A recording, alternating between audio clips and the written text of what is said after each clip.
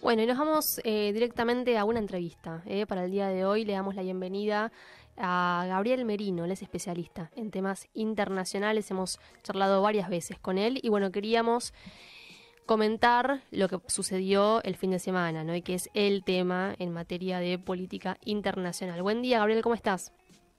¿Qué tal, Leila, Lucas? ¿Cómo andan? ¿Cómo andas? Bienvenido.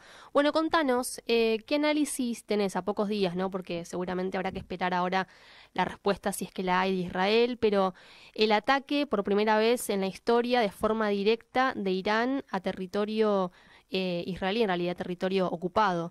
Em, como conclusiones, qué es lo que pensás que puede llegar a suceder a partir de ahora? Y un análisis también de los diferentes actores, Estados Unidos, la Unión Europea, Rusia, también cómo quedan parados después de lo que sucedió este fin de semana. Bueno, el ataque iraní fue una respuesta muy meditada, ¿no? Primero, fue como muy pensada y calculada para responder al ataque de su consulado en Siria, en Damasco, donde murieron algunas personalidades claves del eje de la resistencia, ¿no? Militares importantes que conducían el eje de la resistencia, que son estos grupos, ¿no? De Líbano, Siria, Irak y también Yemen, que de alguna manera coordinan junto con Irán una lucha sobre todo contra Israel, Estados Unidos, ocupaciones, pero también algunas otras potencias del mundo musulmán. Entonces, bueno, primero, eso fue una respuesta a un ataque. Digo que fue calculada porque me parece que tuvo como objetivo detener una escalada, o sea, no fue de alguna manera no tuvo la envergadura suficiente como para proseguir la escalada, sino que fue medida para que haya razones suficientes para no seguir escalando, porque hay muchos actores que no quieren seguir escalando de las grandes potencias, las principales potencias no quieren seguir escalando. Entonces creo que Irán mantuvo eso. Creo que Irán, en ese sentido, por eso avisó con mucha antelación del ataque. No fue un ataque sorpresa, ni mucho menos. Avisó, coordinó, le hizo llegar por uno u otros medios a Estados Unidos, que coordinó ahí también las acciones para repeler el ataque con el Reino Unido, con Francia, con Jordania y por supuesto Israel, ¿no? Entonces, pero por otro lado sí mostró capacidad militar Irán. Eso me parece otro dato central. Mostró capacidad militar, poder alcanzar el territorio israelí desde su propio territorio, desde Irán y de otros puntos también, y deja ahí la puerta abierta, como diciendo, bueno, tengo capacidad de saturar y por lo tanto empezar a ser poco efectivo, o menos efectivo, mejor dicho, el escudo antiaéreo, el escudo antimisiles, el escudo de hierro, la cúpula de hierro de la defensa israelí. Entonces ahí, entre el ataque de Hamas del 7 de octubre, que dejó vulnerable o mostró vulnerable a lo que se pensaba que era uno de los mejores sistemas de seguridad del mundo, y mostró ciertas fallas. Y este ataque que dice, bueno, yo puedo poner en jaque, si saturo más de drones y de vectores de misiles, el cielo israelí, puedo poner en jaque. Y de hecho algunos de estos vectores penetraron. Gabriel, ¿qué tal? Lucas te saluda. Entonces, Hola, Lucas. el 99%, 95% de efectividad del escudo de hierro fue una cuestión más propagandística de Israel que de lo que pasó realmente. No, puede ser que haya sido ese un porcentaje alto, pero bueno, un poco se quería probar eso también por parte de Irán, me parece, ¿no? Cómo respondía ese escudo, cómo funcionaba la logística de los aliados, cómo actuaban. Fue clave también la acción ahí de Estados Unidos, del Reino Unido y de Jordania.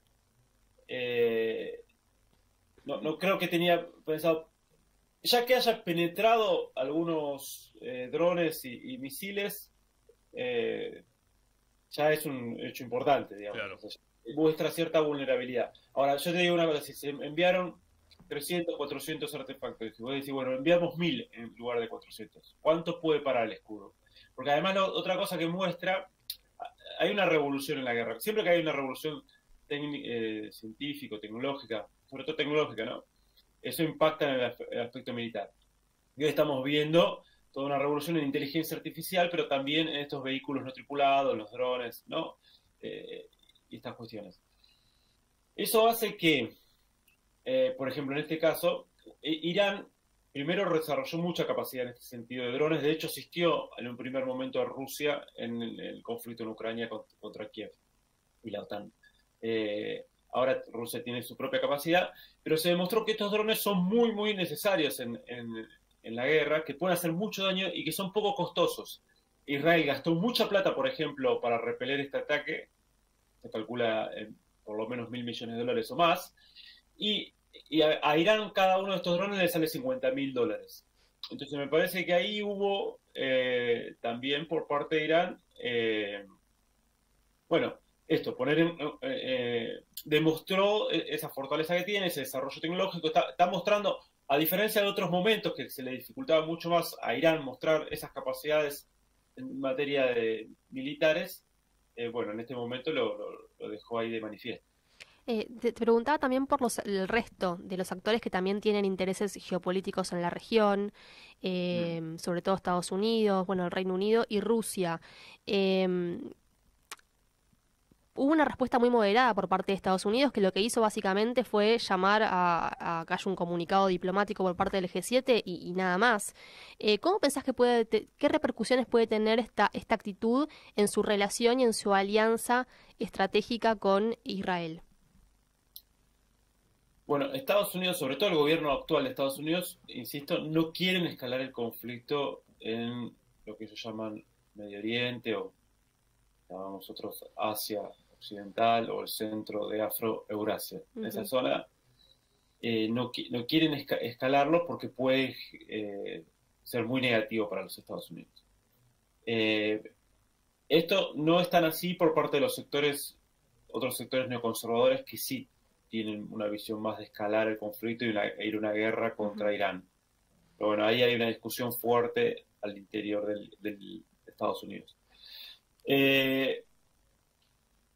A ver, Estados Unidos ya preveía una respuesta y el tipo de respuesta que dio Irán lo conformó como diciendo, bueno, está bien. O sea, era una respuesta dentro del rango de las posibles y es suficiente. Israel debe detenerse ahí porque Israel también atacó, ¿no? Y mató a personal militar de primera línea en el consulado de Damasco. Entonces, por un lado, ahí tenemos esa cuestión de Estados Unidos que ahora amenaza también con sanciones económicas, algo que Estados Unidos ya viene haciendo contra Irán. La guerra económica contra Irán tiene larga data, y lo que empezó a cambiar esa situación fue en 2021, cuando China hace un acuerdo muy importante con Irán, que para mí es revolucionario para entender la situación actual de Oriente Medio. No sé si revolucionario, pero sí que transforma profundamente ese escenario, porque hace un acuerdo por $400.000 millones de inversiones, pero también de compra de hidrocarburos, y empieza a desarticular esa guerra económica de Estados Unidos y aliados contra Irán. Claro. Y China también juega un papel ahí, que no quiere que escale la guerra, es decir, quiere mantener esta guerra mundial. O sea, hay muchos actores que ya aceptan esta guerra mundial híbrida y fragmentada, como se juega, pero no quieren escalar por el peligro de que haya una guerra mundial convencional entre potencias, que sería catastrófico para todos los sectores. Lo mismo lo vemos en el caso de Rusia, lo vemos también en caso de otros actores claves de la región, como Arabia Saudita, que ha profundizado sus vínculos con Irán. Eso también ha cambiado mucho el mapa de esa región, en detrimento, me parece, de Israel y de Estados Unidos.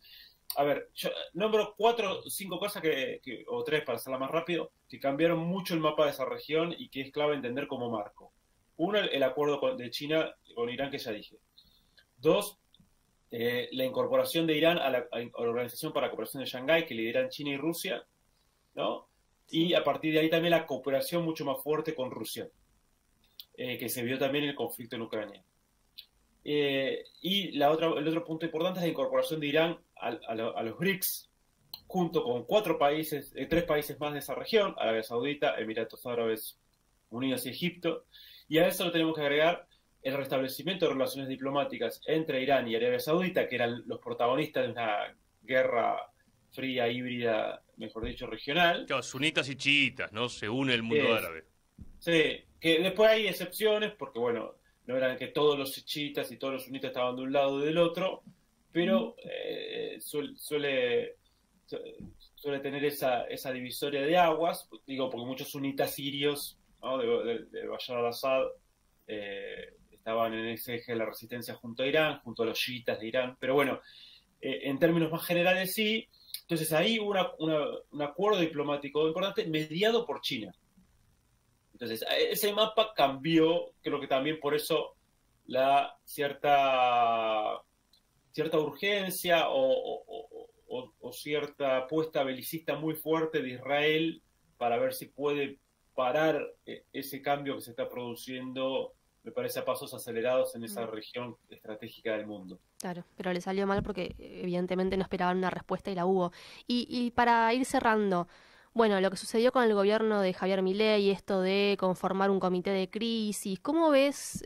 Porque no tiene Argentina intereses estratégicos, ni mucho menos, en esa región del mundo. ¿Cómo analizar la postura que toma el gobierno argentino frente a este conflicto?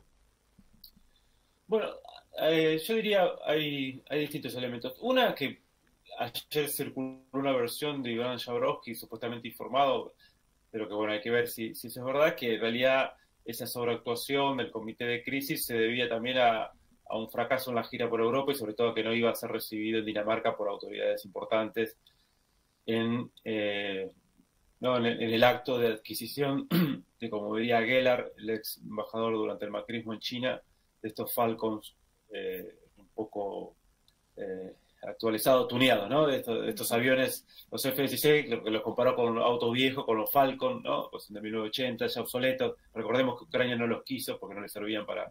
Estaba desesperada por aviones, pero no los quiso, estos F-16. Claro. Entonces, bueno, hay ahí una cuestión. Yo creo que por otro lado hay cuestión más profunda que eso. Milei, muy peligrosamente en contra de los intereses nacionales, está sobreactuando un ultralineamiento con Estados Unidos, con Inglaterra, con los sectores neoconservadores de ahí y en particular con Israel, con el sionismo expansionista, belicista, protagonista, ¿no?, de lo que está sucediendo ahora en Gaza, esta masacre a cielo abierto. Entonces, bueno, me parece que ahí hay toda una apuesta de un alineamiento con este sector y sobreactúa eso. Obviamente que suena medio payasesco porque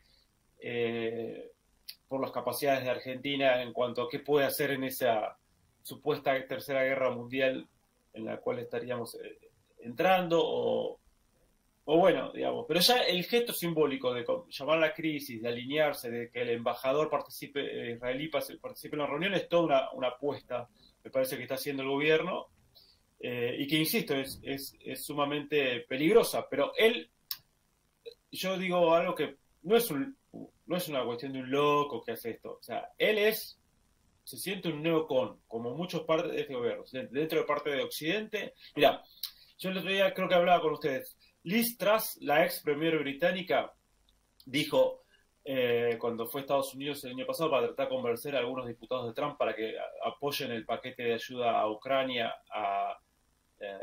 a Israel y a Taiwán, dijo, no son múltiples guerras, la de Ucrania, la de Israel contra Palestina y particularmente en Gaza, o la de Taiwán, que ella habla de guerra, no hay una guerra, pero fíjense cómo la está pensando Inglaterra y el pueblo anglosajón, anglo-estadounidense. Dice, no son múltiples guerras, es una misma guerra, dijo Liz Truss.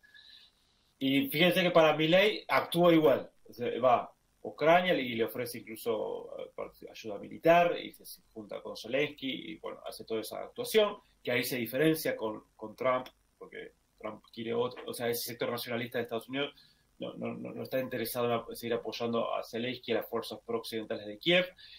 Hace esa acción esta puesta en escena en cuanto a Israel y este ultralineamiento que tiene que ver con factores de poder que son parte de su gobierno, de intereses muy concretos que son parte de su gobierno y que son parte también de esas fuerzas israelíes sionistas y hiperexpansionistas. Y lo mismo hace con Taiwán y la relación con China. En los tres, incluso contra los intereses de Argentina, pero en los tres juega muy, muy fuerte.